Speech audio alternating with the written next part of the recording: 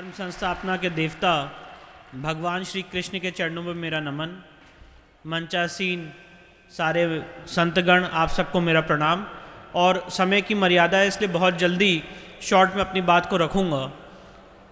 Generally हम लोगों को आदत है अपनी बात कोर्ट में रखने की, पर माननीय गुरु जी ने मुझे ये एक जिम्मेदारी दी है कि मैं आप लोगों के सामने कृष्ण जन्मभूमि का केस क्या है वो बात आपके सामने रखूं। और मुझे लगता है ये बात हम सब लोगों के लिए जानना बहुत ज़रूरी है कि कोर्ट में जो हम लोग गए हैं कृष्ण जन्मभूमि के केस को लेके, क्या इसमें कोई तथ्य या फैक्ट्स हैं या सिर्फ ये एक भावनात्मक लड़ाई है। तो मैं आपके सामने वकील के रूप के माध्यम से कहना चाहता हूँ कि कृष्ण जन्मभूमि का केस लीगली बहुत स्ट्रांग है और कुछ बहुत महत्वपूर्ण डेट्स हैं और तथ्य हैं जो मैं आपके सामने रखना चाहता हूँ। 1670 में औरंगजेब, इससे पहले भी ये मंदिर तोड़ी गई है, आखिरी बार जो मंदिर हमारी तोड़ी गई है वो 1670 में तोड़ी गई है। और 1670 में मंदिर तोड़ने का जो फरमान है वो बहुत सारी किताबों में मिलता है, पर जो इस समय लेटेस्ट किताब आई है इसकी, वो ये किताब है जो फ्रांसिस गॉथियर्ड ने लिखी है। इसके पेज नंबर 95 और 98 में औरंगजेब ने किस तरह से फरमान दिया और उसके फरमान के अनुपालन में मंदिर तोड़ी गई, ये इस किताब में दर्ज है, इंगित है। अब 1670 में मंदिर तोड़ने के बाद वहाँ पे 1770 में बैटल ऑफ गोवर्धन हुआ, जिसमें मराठाओं ने उस जगह को जीता और वहाँ से मस्जिद को हटा दिया गया। 1803 में ईस्ट इंडिया कंपनी वहाँ पे आई, जिसने उस मथुरा के पूरे एरिया को अपने कब्जे में लिया। और 1815 में ये जो पूरा परिसर है, इसके जो भूभाग है वो है 13.37 एकड़ ऑफ लैंड, 13.37 एकड़ लैंड है। उस 13.37 एकड़ लैंड का ईस्ट इंडिया कंपनी ने ऑक्शन किया और उस ऑक्शन में राजा पट्नीमल, जो बनारस के राजा थे, उन्होंने उस ऑक्शन में पार्टिसिपेट किया और पूरी संपत्ति ईस्ट इंडिया कंपनी से उन्होंने ऑक्शन में खरीद ली। राजा पट्नीमल के जो वारिस थे उन्होंने वो पूरी संपत्ति 1944 में पंडित मदन मोहन मालवीय को ट्रांसफ़र की और एक ट्रस्ट का निर्माण किया गया 1950 में, श्री कृष्ण जन्मभूमि ट्रस्ट। और उस ट्रस्ट का मेन मकसद ये था कि यहाँ पे एक भव्य मंदिर निर्माण किया जाए। उस समय तक वहाँ पे कोई मस्जिद नहीं हुआ करती थी। एक फर्जी, जिसे कहते हैं हम लोगों के हमेशा एक इतिहास रहा है कि हमारी पीठ पे खंजर भोंका गया है, कुछ ऐसे ही काम 1958 में एक फर्जी संगठन बना के किया गया, जिस संगठन में जो मेन रूप से लोग थे वो थे द्वारका प्रसाद मिश्र, जो मध्य प्रदेश के चीफ मिनिस्टर थे, अनंत शय्यम अयंगार जो गवर्नर थे, अलग अलग लोग थे और उनका जो मूल है वो एक ही जगह से, एक ही पार्टी से आता था। 1958 में संगठन का निर्माण किया गया जिसका नाम था श्री कृष्ण जन्मभूमि सेवा संघ, एक फर्जी संस्था बनाई गई। 1964 में श्री कृष्ण जन्मभूमि सेवा संघ ने मुकदमा फाइल किया कि जो मंदिर की संपत्ति है 13.37 एकड़ जमीन, इसमें कुछ मुस्लिम समाज के लोग घुस रहे हैं और कब्जा कर रहे हैं। और देखिए हैरानी की बात, मुकदमा फाइल किया हिंदुओं के पक्ष में और 12 अक्टूबर 1968 को श्री कृष्ण जन्मभूमि सेवा संघ ने समझौता कर लिया शाही ईदगाह मस्जिद से। और समझौता ये हुआ कि जहां तक आप घुस आए हैं आप वहां पे विराजमान रहिए और बाकी जगह पे हम लोग विराजमान रहेंगे। तो 11 एकड़ जो ज़मीन है वो श्री कृष्ण जन्मभूमि ट्रस्ट के पास रही और करीब 2.5 एकड़ ज़मीन आज शाही ईदगाह मस्जिद के पास है। जब हमने ये ऐतिहासिक डॉक्यूमेंट खंगाले माननीय गुरुदेव जी के आशीर्वाद से, उनके निर्देश अनुसार, तो पता चला कि ये तो बहुत बड़ा फ्रॉड हुआ है, क्योंकि पूरी संपत्ति का जो मालिक था वो तो श्री कृष्ण जन्मभूमि ट्रस्ट था। सेवा संघ को ना कोई अथॉरिटी थी मुकदमा दायर करने की, ना कोई अथॉरिटी थी कॉम्प्रोमाइज करने की। अगर हम सब लोगों ने बंटी बबली पिक्चर देखी हो, जिसमें दो जो फ्रॉड लोग थे उन्होंने ताजमहल बेच दिया था, यहां पे कुछ वैसा ही हुआ है।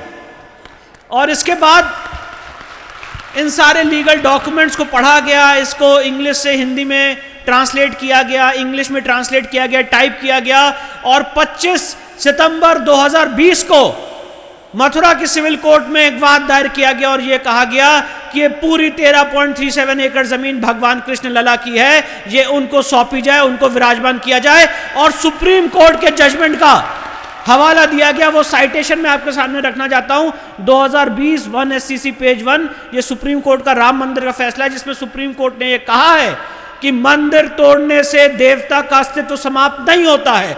अगर एक बार किसी जगह मंदिर की स्थापना हो जाती है तो जो मंदिर बनाने का संकल्प होता है वो अमर होता है, वो अमिट होता है और उसकी एक लीगल वैल्यू होती है। ये राम मंदिर के केस में सुप्रीम कोर्ट ने होल्ड किया है। इन सारी रिसर्च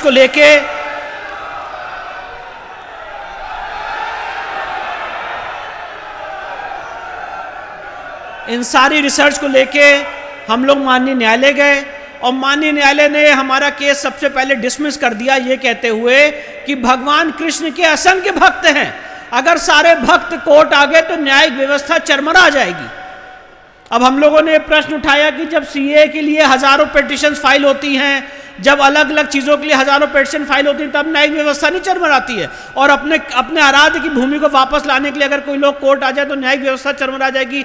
इस ऑर्डर के खिलाफ मैं और मेरे बाबूजी ने करीब 50 हियरिंग मथुरा की सिविल कोर्ट में हियरिंग की, लड़ाई की।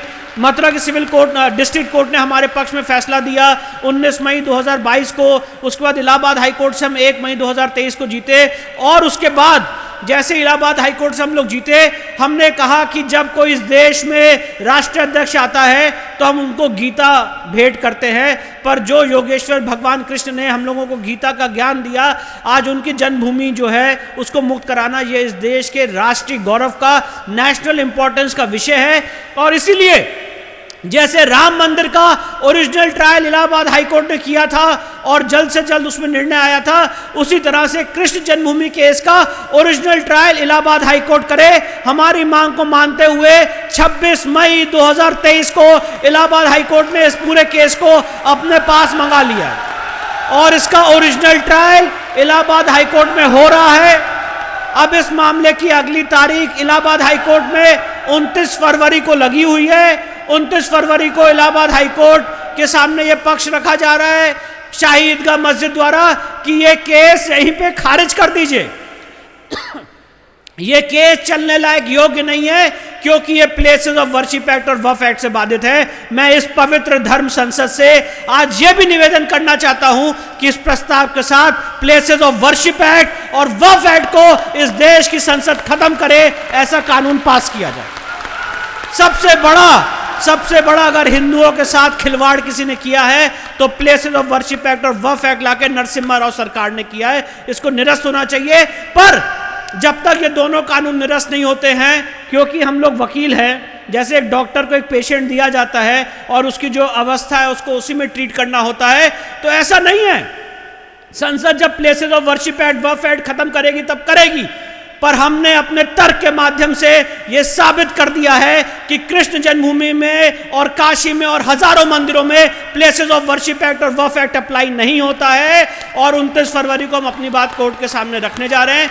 जहां तक ज्ञान व्यापी का सवाल है, 12 सितंबर 2022 को कोर्ट ये फैसला दे चुकी है कि यहाँ पे places of worship act apply नहीं होता है। 31 मई 2023 को कोर्ट फैसला दे चुकी है कि places of worship act apply नहीं होता है।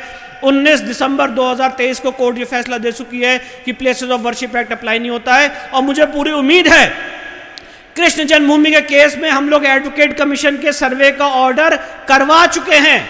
एडवोकेट कमीशन का ऑर्डर माननीय इलाहाबाद हाईकोर्ट कर चुकी है 14 दिसंबर 2023 को, और उस आदेश के खिलाफ अंजुम जो शाही ईदगाह मस्जिद है वो इस समय सुप्रीम कोर्ट पहुंची हुई है। सुप्रीम कोर्ट ने उस मामले पे स्टे लगाया है। पर मुझे पूरी उम्मीद है कि 29 फरवरी को जो हियरिंग होने वाली है, हम लोग अपना पक्ष मजबूती से कोर्ट के सामने रखेंगे। 7/11 की जो अग्नि परीक्षा है वो इलाहाबाद हाईकोर्ट के सामने हम लोग जीतेंगे। और बहुत जल्द वो दिन आने वाला है जब कृष्ण जन्मभूमि मुक्त होगी और उस 13.37 एकड़ जमीन पे हम लोग वहां पे भव्य मंदिर बनाएंगे। और ये बात मैं आपके सामने भावनात्मक रूप में नहीं कह रहा हूं, एक वकील के रूप में कह रहा हूं कि हमारा बहुत ही स्ट्रांग लीगल केस है। साथ ही साथ मैं एक बात बताना चाहता हूं कि मेरे गुरुजी माननीय देवकीनंदन ठाकुर साहब ने केस फाइल किया है कि जो फरमान में लिखा हुआ था औरंगजेब के कि यहाँ पे जो बड़ी और छोटी मूर्तियाँ हैं कृष्ण जन्मभूमि की, इसको तोड़ के आगरा की जहनारा मस्जिद, जिसे बेगम शाही मस्जिद भी कहते हैं, उनकी सीढ़ियों के नीचे दबा दिया जाए, उस सीढ़ियों से वो मूर्तियाँ वापस ली जाएं। ये बहुत महत्वपूर्ण बात है और ये पूरा जो हिस्टोरिकल ये पर्सपेक्टिव है इसको कोरोबरेट करेंगी। इसका ये वाला केस भी मैंने टेकअप कर लिया है और मुझे पूरी उम्मीद है, मैंने महाराज जी से ये वादा किया है, उनके चरणों में ये आश्वासन दिया है कि ये केस भी जीत के डिक्री उनके चरणों में मैं रखूंगा।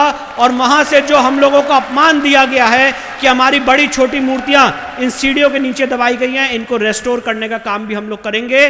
तो जैसे मैं आप लोगों को बताना चाहता हूं कि ज्ञान व्यापी में इस समय व्यास परिवार के जो तहखाना था उसमें पूजा शुरू हो चुकी है, वो अनवरत चलती रहेगी। उसी तरह से कृष्ण जन्मभूमि के केस में भी बहुत जल्दी, मुझे ऐसी उम्मीद है, कोई वकील कभी कोई टाइमलाइन नहीं बता सकता है, पर अगर इसकी एक संभावना ली जाए तो करीब 6-8 महीने के अंदर इस केस में हम लोग जीत की दहलीज पे होंगे और अपना जो पूरा पक्ष है वो कोर्ट के सामने रखेंगे।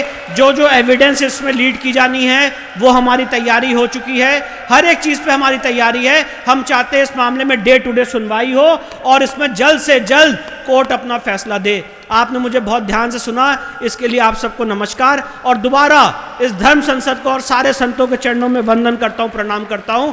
और ये इस पल आ गया है कि हम सारे लोग मिलके इस आध्यात्मिक लड़ाई को, इस धर्म संस्थापना की लड़ाई को मिलके लड़ें कि हमारे ईश्वर अपने आराध्य की जो हम भूमि है उसको मुक्त करा सके।